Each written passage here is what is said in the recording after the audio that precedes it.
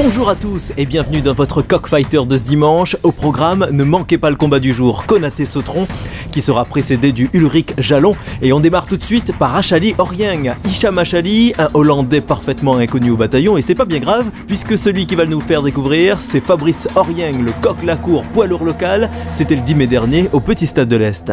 Fabrice Orieng face à Achali Hicham, il est arrivé au pied levé, on va dire. Vous me disiez que Orieng est dans une fougue actuellement. Ah, il est sur un bon élan, il vient de prendre le titre de champion de France de BF. Il a été champion de France aussi de boxe anglaise en pro cette année. Et il est vraiment dans une très très bonne lancée. On est dans la catégorie plus de 91 kilos. Ouais, c'est vraiment du lourd.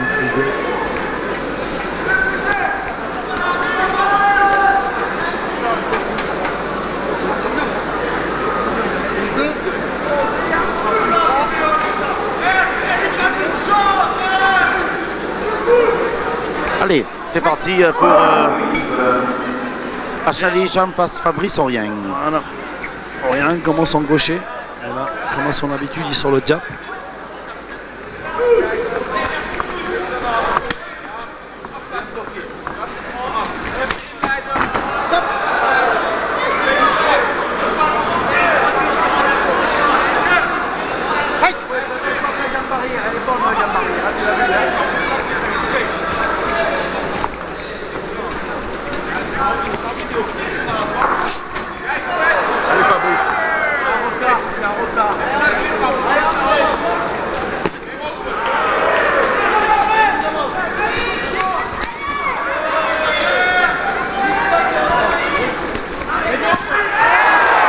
Très bel enchaînement pied-point de Fabrice. Il est là, Fabrice, il est rentré dans son match. Hein. Oh, non, très très bel enchaînement.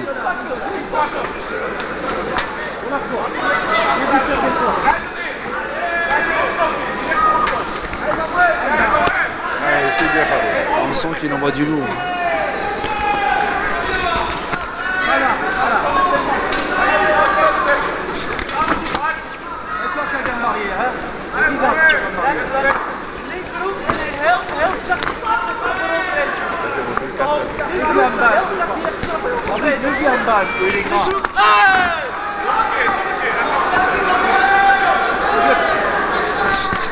Donc Orieng se méfie de la jambe arrière. Ça fait 2-3 fois où le high kick passe juste à côté de la tête. Il faut qu'il fasse très très attention.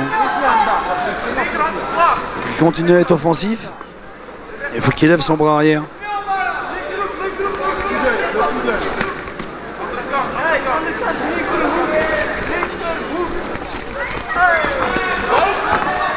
Joli.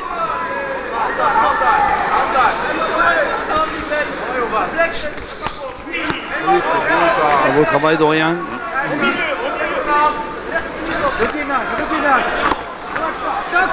Hicham attend en plus son adversaire. Regarde. Il est plus attentif. Ah, surtout quand on arrive comme ça au pied levé, on fait très attention. On n'a pas envie de démarrer. Surtout si il estime ne pas avoir les synchrones dans les pattes. Orieng il fait bien son boulot. Très bon travail. On sent la progression au niveau des points. Très belle combinaison.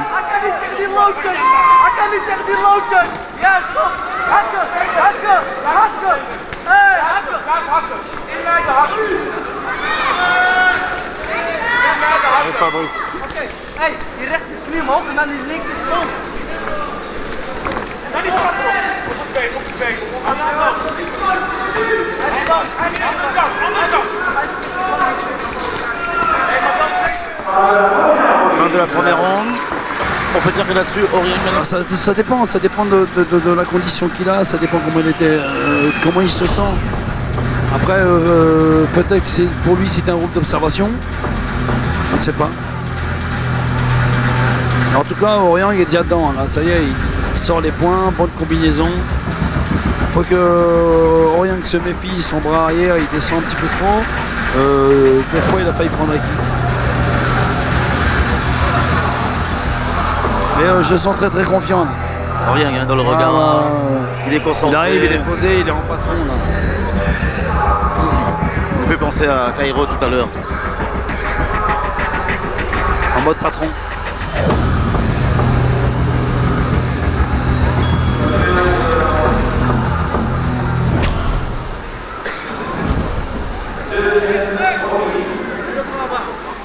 Reprise deuxième round. On va voir si Oriang confirme sa domination de la première ronde, Nourdine.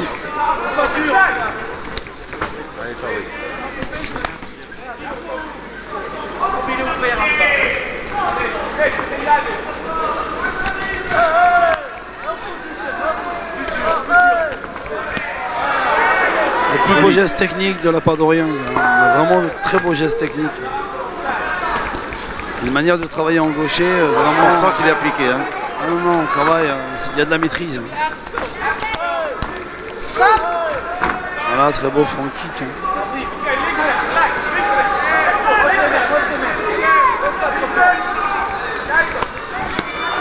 Allez, c'est bien.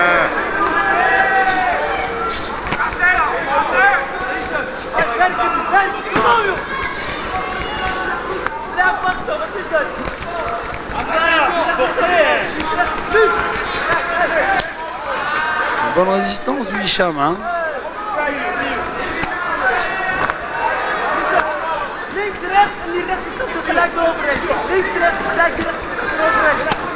Bien verrouillé. Ouais.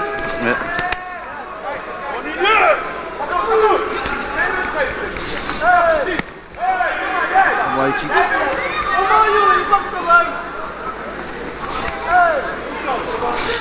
Oh là là là là là là là, le genou là. Non, plus de peur que de mal. On a glissé seulement.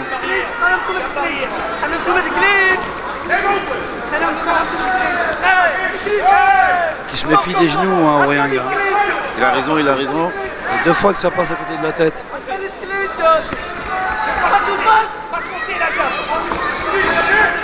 Qui baisse, question qui baisse la tête à Oriang.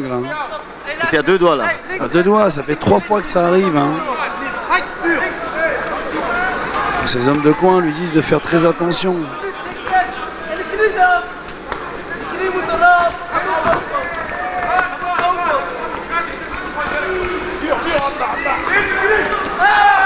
Là, il baisse la tête, Oriang. Ça, c'est des défauts qu'on attrape quand on boxe beaucoup en boxe anglaise. Il fait des esquives. Et quand on esquive, on baisse la tête et on risque de prendre un genou ou un middle dans la tête. Voilà.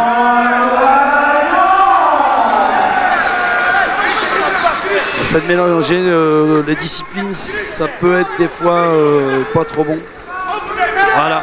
Ça peut être un désavantage. Trop d'esquive latérale et trop d'esquive latérale, il va directement sur le genou de son adversaire. Et on voit qu'Hicham cherche justement le coup de genou depuis tout à l'heure. Hein. Puis tout à l'heure, il a remarqué l'erreur stratégique d'Oriang. Trop d'esquive latérale. Du deuxième round. D'esquive latérale. J'espère que son homme de coin va lui expliquer, va lui demander d'arrêter de faire des esquives latérales parce qu'à un certain moment, il risque de le prendre. Voilà, c'est ce qu'il est en train de lui expliquer. Vous avez l'œil partout.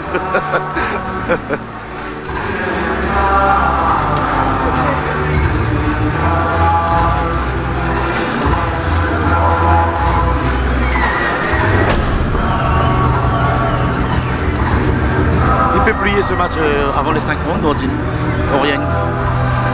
Il peut plier, bien sûr qu'il peut plier, mais il peut aussi bien, s'il continue à faire ses erreurs, en prendre un et aller dormir. Hein. Là, il a l'ascendant, il est chez lui, il a l'ascendant, il a plus de boxe, techniquement il est plus propre que son adversaire, mais son adversaire est courageux et il a des hommes de coin qui lui donnent des conseils comme il le faut. C'est vrai qu'ils ont vu la faille, et ils ont vu qu'à chaque fois que Oriang baissait la tête sur les esquives, il y avait possibilité de rentrer le genou. Ça fait au moins 2-3 fois que le genou passe à côté de la tête. Et justement, les hommes de coin en parlent pour les téléspectateurs. Vous disiez que le boxeur en haut, lui, il doit exécuter les gestes que son homme de coin lui dit. En général, si on veut que ça fonctionne bien, étant donné que l'homme de coin a beaucoup moins de stress, il voit les défauts de son adversaire, il est là pour orienter le combattant.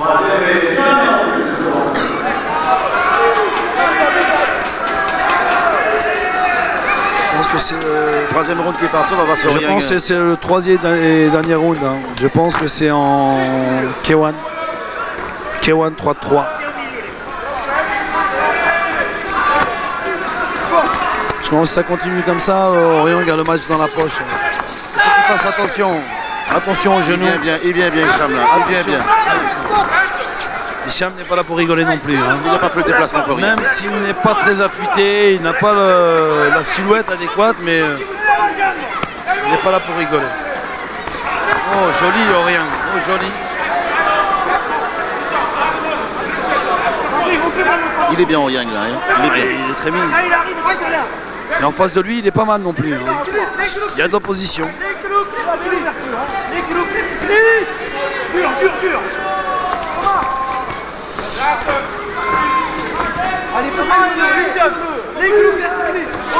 Faut pas qu'il baisse la tête, Orient, là, c'est une erreur. Faut pas qu'il baisse la tête. Il continue, sortir les points, envoyer les jambes derrière. Oh là là là là là. Ça tient deux doigts. Hein. Encore une fois, les cordeurs ont du service.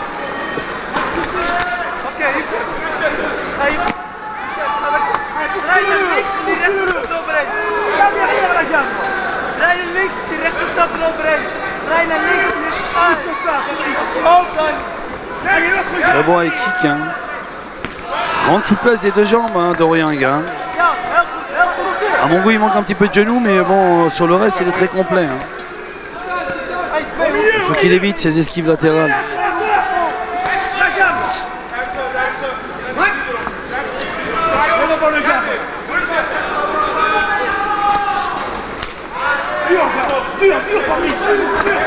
Joli front kick.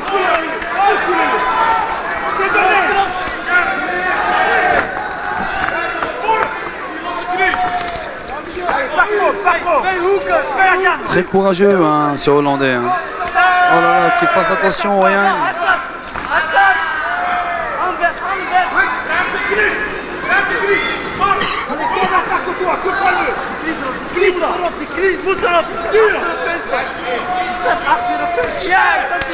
Attention aux genoux, hein. Comme je le dis, les genoux, hein, c'est ce qui risque de... Oh là là, encore une fois. Il concentre que sur cette technique-là, le Hollandais. Hein. Essayer de toucher avec les genoux. Voilà, encore. Il veut essayer de lui mettre un. Il veut. Allez, dernier. Combat. Fin du combat. Très belle prestation des deux. Hein. Très très belle prestation. Il n'a pas fait le déplacement pour rien. Le Hollandais, en tous les cas, il a bien résisté. Et puis Orient... il a fait un bon boulot aussi. Hein. On l'a vu, il était concentré, il était là, il était dans son match. Il a fait son taf. Ah, je pense que la victoire est du côté d'Orient. Ah, ça fait aucun doute, je pense, non? Il a été beaucoup plus fluide. On peut y avoir des surprises au cas où. Ah, on ne sait jamais, ça nous arrivait un petit peu plus tôt. Oui. On ne sait jamais.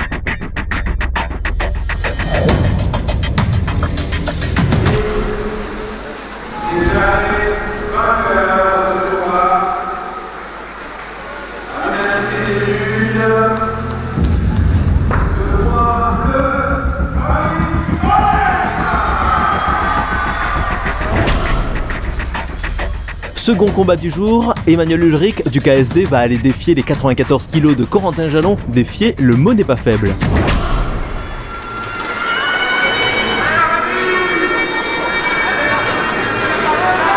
Ça va être du lourd comme tout à l'heure également, dans plus de 90 kg. Ça va partir, ils vont se lancer à plus de 91 kg. Et c'est parti entre Ulrich Emmanuel et Corentin Jalon.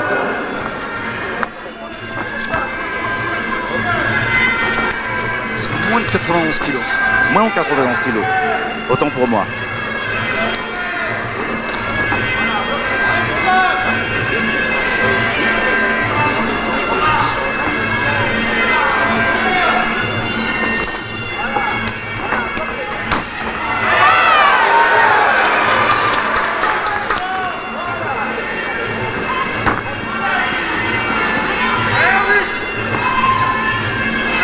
qui commence fort.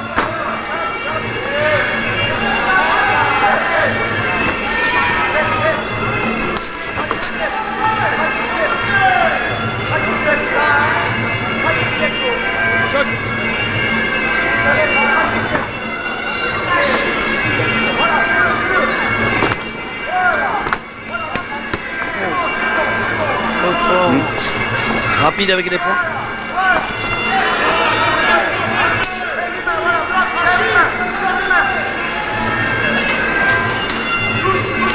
Très peu de genoux dans ce début de combat. Pratiquement pas de corps à corps.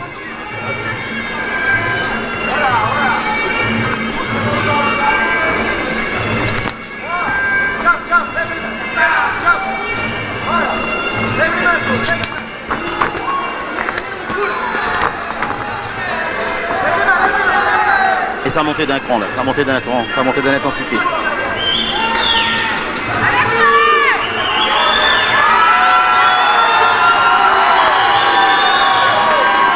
Les deux gars se cherchent. Et dans ces catégories de poids, on n'a pas le droit à l'erreur. Si on la prend, on va dormir. Voilà. Un petit crochet. Ok.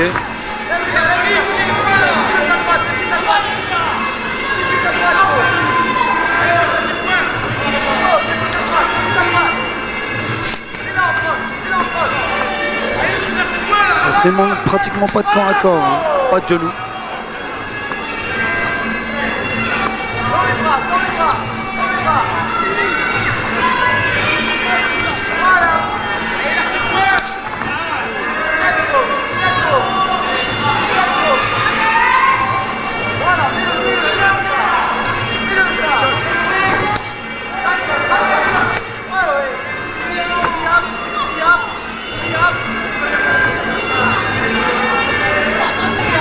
Ils se cherchent, Nourdine. Hein. Ils se lancent cherchent, hein. Tous les deux se craignent, à mon avis. Aucun des deux n'a envie de faire l'erreur fatale. Voilà. Et 3 minutes est terminées. Fin du premier round entre Corentin Jalon et Emmanuel Ulrich. C'était vraiment une ronde d'observation, ce premier round. Hein. Il y a quelques bonnes petites accélérations, mais bon. C'est comme s'ils ont peur d'aller d'ouvrir une brèche pour leur adversaire, justement. Aucun des deux n'a pas envie de faire la faille qui permette à son adversaire de l'envoyer dormir. Mais on va voir ce que ça va donner. On espère que l'intensité va remonter. Contrairement au combat qu'on a eu précédemment, ouais. où Sautron n'a pas lésigné. Dès le départ, il a mis la marche avant. Il advienne ce qu'il advienne, et puis ça a marché. On va voir ce que ça va donner. On a vu que Jalon a un très bon jeu de jambes.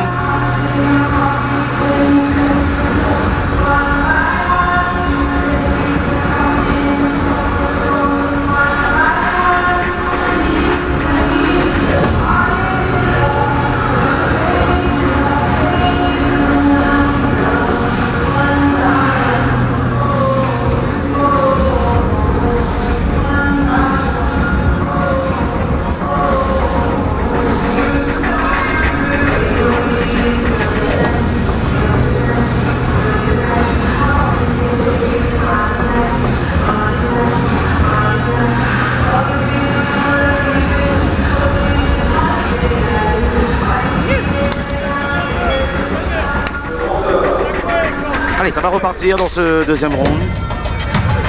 J'espère plus d'intensité. Entre Jalon Corentin et Emmanuel Ulrich.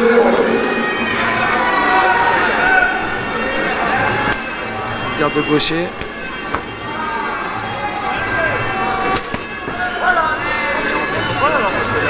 Coup d'impact, mais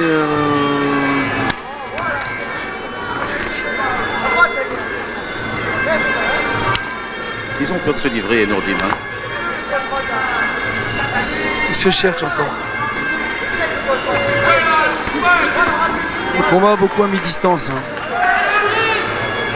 Mais moi qui suis un puriste du Muay Thai, je reste sur ma faim, aucun genou, pas de corps à corps. Il manque de l'action pour vous là. C'est vraiment, j'ai l'impression de voir un combat de K1 ou de kickboxing.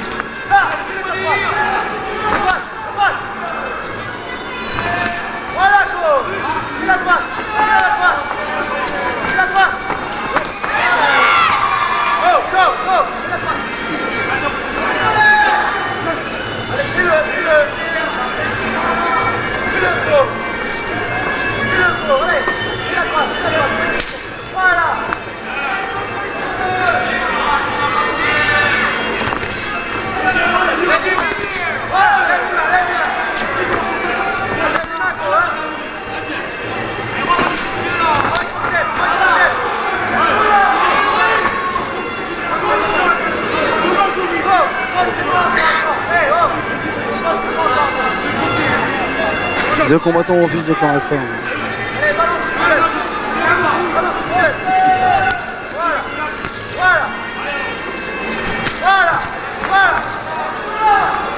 Il faudrait un premier genou, voilà. Deuxième genou seulement. Voilà. Ça commence.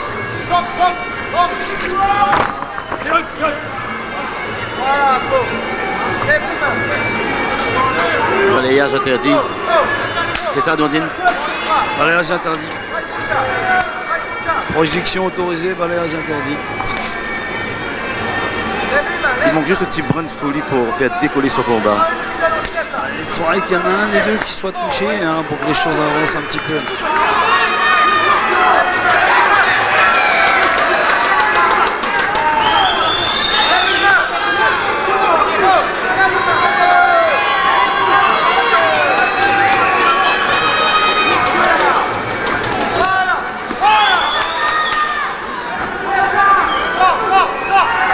On voit que Jalon plus agressif. Voilà, fin de la deuxième ronde. On a vu Jalon un peu plus agressif justement sur la fin de cette deuxième ronde. Est-ce qu'il a senti une faille chez Emmanuel Ulrich? Oui, ça a une fâcheuse tendance à tourner le dos à son adversaire. Il a déjà eu une remontrance par l'arbitre et c'est pas bon. C'est comme un refus de combat. Ça peut être considéré comme un refus de combat. Il y a certains arbitres qui vont pénaliser directement. Il y en a qui vont réprimander et puis il y en a d'autres à qui ils vont directement sanctionner. Parce que le fait de tourner le dos, c'est un petit peu assimilé à du refus de combat. Il y a certains boxeurs qui font ça pour narguer leur adversaire. Ils se mettent à distance, ils tournent le dos, ils ne calculent pas. Mais les sanctions peuvent être quoi sur le retrait de points justement, les retraits de points? Ah oui, on peut dire soit sur la retenue de points ou carrément avoir un point de pénalité pour refus de combattre. Et si on le fait très très souvent, carrément on peut mettre outclass. D'accord. Ouais, ça arrive. Mais ils sont un peu timides, ils se cherchent, ils regardent. On a vu Jalon forcer un peu le rythme en fin de deuxième ronde. Il n'y a pas cette intensité, il n'y a pas cette petite flamme, cette petite... Puis je vois plus ça comme une finale de championnat de France K1 ou kick que Muay Thai. Il n'y a pas beaucoup de coups, pas beaucoup de corps à corps, très très peu. On a pu voir deux combats auparavant qui étaient vraiment spécifiques Muay Thai, avec même les classes B qui se sont vraiment donné beaucoup de saisies de coudes, des projections. Et là, les deux combattants cherchent deux combats à distance. Mais bon, comme on l'a précisé au départ, les deux sont titrés dans des disciplines comme le K1 ou le kickboxing. Allez, début du troisième round. Oh là là. Un très très bon middle. Ça a claqué.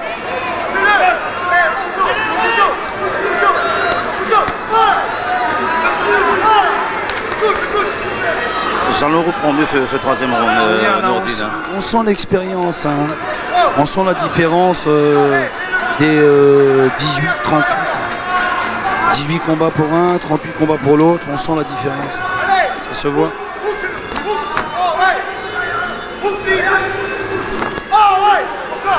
Travail de sabre, travail de destruction. Bon.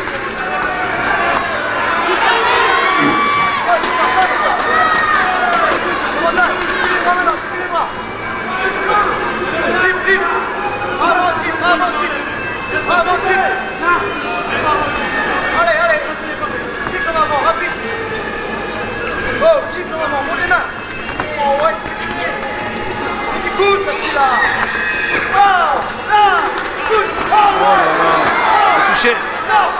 est touché.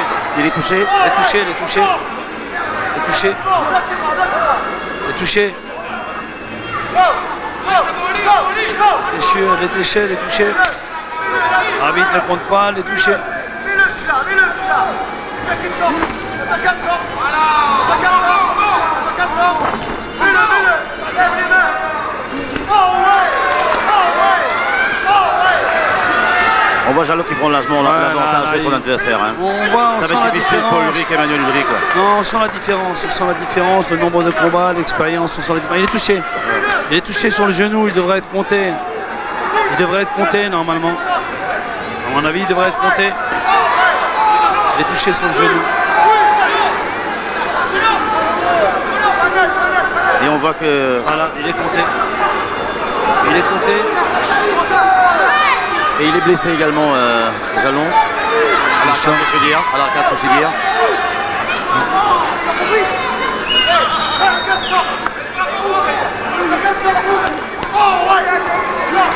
Un travail, touché encore, touché sur le genou. Touché sur le genou. Je pense que le combat va s'arrêter là, je pense. Il regarde son banc, il a regardé son banc. Non, touché, touché. Touché sur le genou direct. Le combat n'ira pas à la limite. Voilà. Voilà. Et voilà. Et Je vous l'avais dit. Le boxeur n'a pas levé les poings, il n'a pas répondu à l'appel du compter à 8. Et Normalement, compter 10, au bout de 8, on lève la garde. Si on lève pas la garde, c'est comme si on voulait plus retourner au combat. et Jalon Corentin qui remporte ce match face à Ulrich Emmanuel. Arrêt de l'arbitre au deuxième round.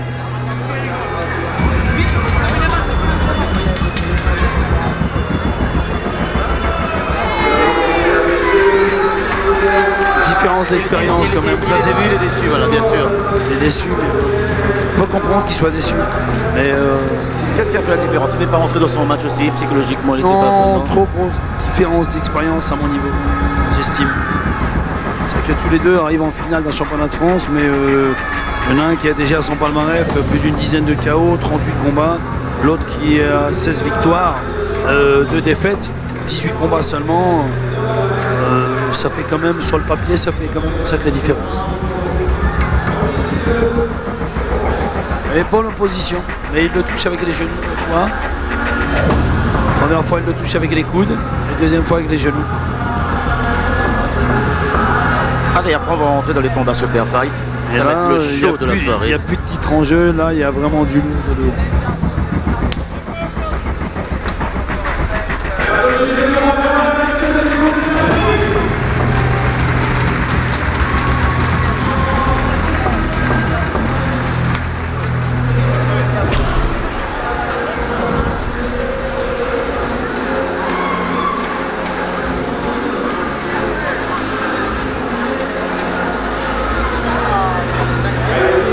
Premier vainqueur de ce combat par arrêt de l'arbitre. Le coin rouge, Jalon Corentin. Allez, pendant les prochaines minutes, ne quittez plus votre télé des yeux. Voici du lourd. Souleymane Konaté face à l'armoire à glace locale Gaëtan Sautron. L'arbitre central, un petit mot également sur Ouais, les l'arbitre arbitres. central est un ancien, on va dire, c'est une personne qui est là depuis le fondement de la Ligue réunionnaise de Muay Thai. Il a été formé par monsieur Eric Cambi, qui est vraiment une des premières personnes qui est venue faire des stages de formation sur l'île de la Réunion. Et c'est une des premières personnes qui a été formée au niveau arbitrage. Henri Ganova. Personne qui connaît très bien son boulot et qui essaye d'être le plus discret possible sur le ring. Et c'est un passionné aussi. C'est un passionné qui connaît son travail et qui fait en sorte de ne pas se retrouver constamment dans les pattes des combattants. Il est le plus discret possible, il intervient quand on doit intervenir et il laisse toujours la distance nécessaire afin que les boxeurs puissent s'exprimer. Allez, ça va partir Nurdine pour ce beau combat. Le Mancon n'a toujours pas été enlevé du côté de la Keke Team.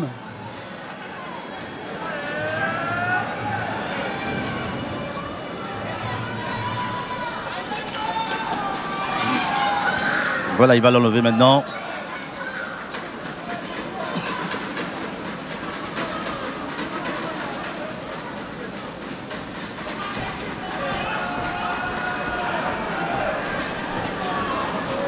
Là, je pense que ça va être du lourd, du très très lourd. Souleymane Konaté face à Gaëtan Sautron. Souleymane Konaté qu'on appelle la force tranquille. Prêt à en découdre, je vois. Ouais.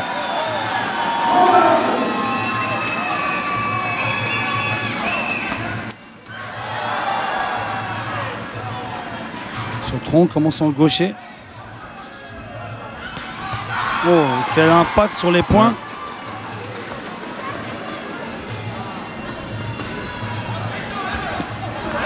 Bon, là au kick.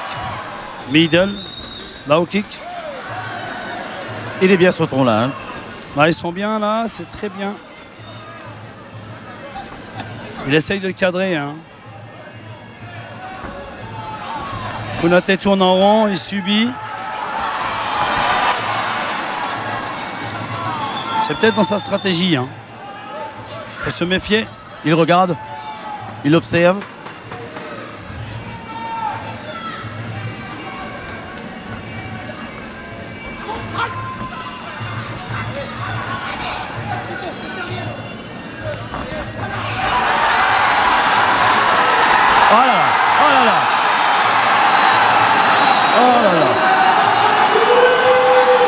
Touché. Il était touché là. Là, il était il touché. Vraiment touché. Il était touché. On l'a vu divaguer là. Vraiment touché. On l'a vu divaguer là. Là, si Sautron continue, c'est chaos. C'est le chaos là. Il y a du chaos dans l'air. Il y a du chaos dans l'air. Il tombe tout seul. Voilà. Il ne devrait pas se précipiter, Sautron. Sautron ne devrait pas se précipiter. Il a vu que son adversaire. Non, faut pas qu'il se précipite. S'il se précipite, il va pas pouvoir le mettre KO. Il devrait refroidir un petit peu, calculer son boulot. Là, il s'excite pour rien. C'est pas ce qu'il devrait faire. Il devrait cadrer et terminer son boulot.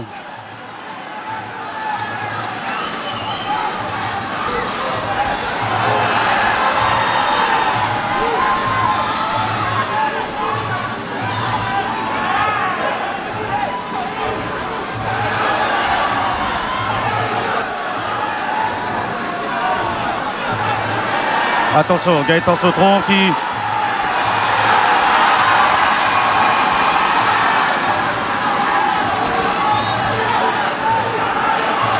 L'arbitre devrait compter.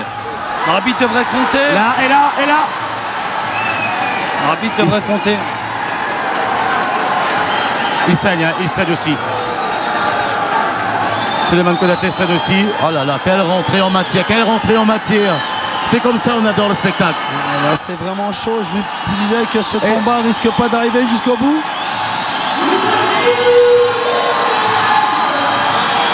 Là, le médecin va donner la décision. Reprise ou pas reprise du combat. Mais c'est quelques minutes, quelques secondes, on peut voir. S'il n'y a pas reprise, ça veut dire Gaëtan... Mais je pense qu'il y aura reprise, mais ces quelques secondes vont permettre à Souleymane Konaté de souffler un peu. De récupérer un petit peu. Et je pense que Sautron ne devrait pas se précipiter. Il devrait il a la place, réfléchir et plus gentiment, plus doucement et construire le chaos et ne pas le chercher absolument.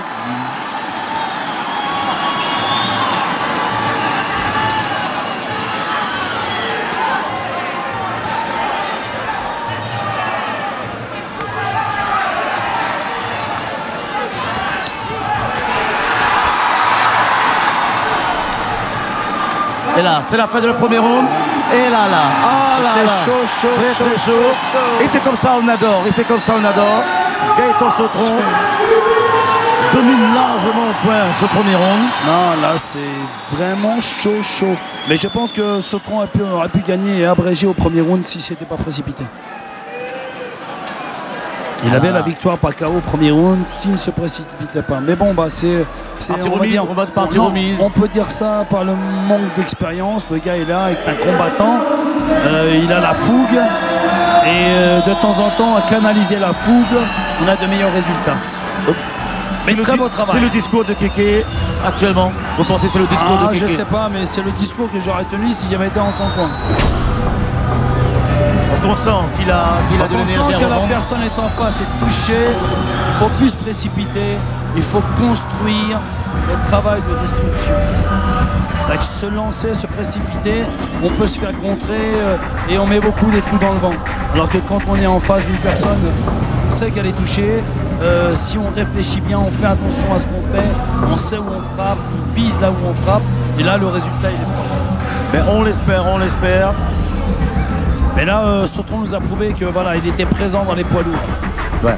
Il 91 kilos. Il est là. La force tranquille, comme vous l'appelez, il est tranquille pour le moment. Hein. Ah, il est bien tranquille. Il est pas. On va dire qu'il a essayé de donner ce qu'il pouvait donner, mais Sautron, on va dire, il est comme une tornade. Il est comme l'ouragan. Allez, attention. Deuxième ronde qui démarre.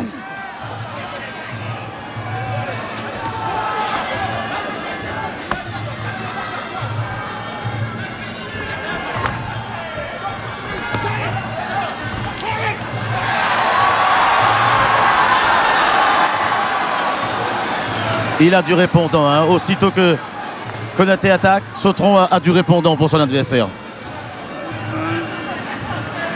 Une très bonne jambe arrière des deux côtés, hein. Les shoots ça sort, hein. Les middle ils y vont, hein. Mais je pense que Sautron a un avantage en point. À chaque fois qu'il travaille en point, il perturbe Suleiman.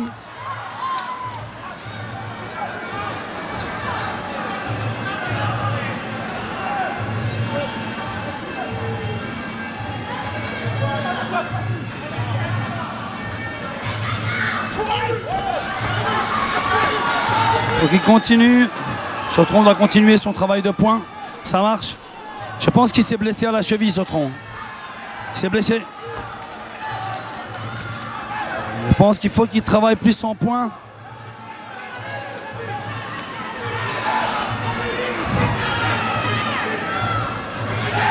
Plus en poing.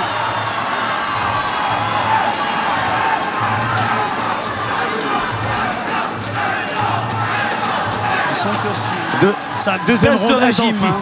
Baisse de régime. C'est vrai qu'on a eu un premier round. Premier round de feu, Oui. et j'espère que Sautron ira jusqu'au bout parce que baisse de régime là, il est plus fort en points, mais là, je vois que Suleiman revient. Belle projection. Très belle projection.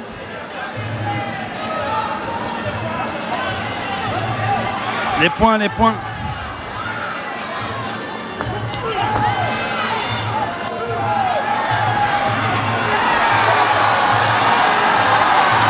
Et le travail au point qui continue à payer, hein. Voilà.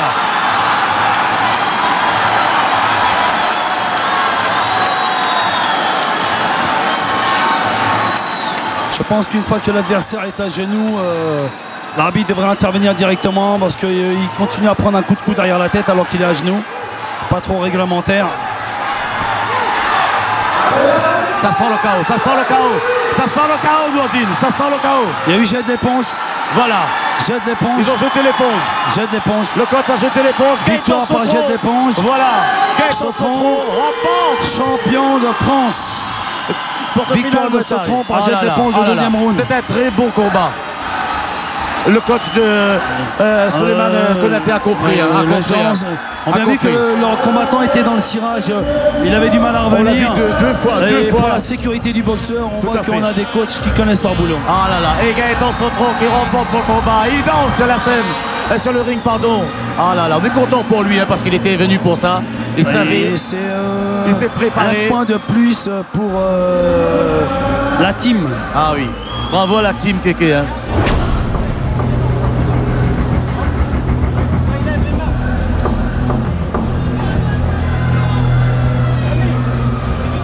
Mais on sentait que ça fatigue au deuxième round. Hein. Les gars ont un bon niveau national, mais je pense que le niveau international est loin. Loin du niveau international. Très bon niveau national, mais loin du niveau international. Parce qu'on a senti un manque de jus dès le deuxième round. Et ça baissait d'un coup, ça baissait d'un coup. Parce que les gars, le combat était très très engagé. Et Sautron voulait en terminer très très très vite. C'est-à-dire qu'il a vraiment laissé des plumes, il a réussi. Ça a marché. Très bon boulot. On est content pour lui. Très bon boulot. Content pour la team Kéké.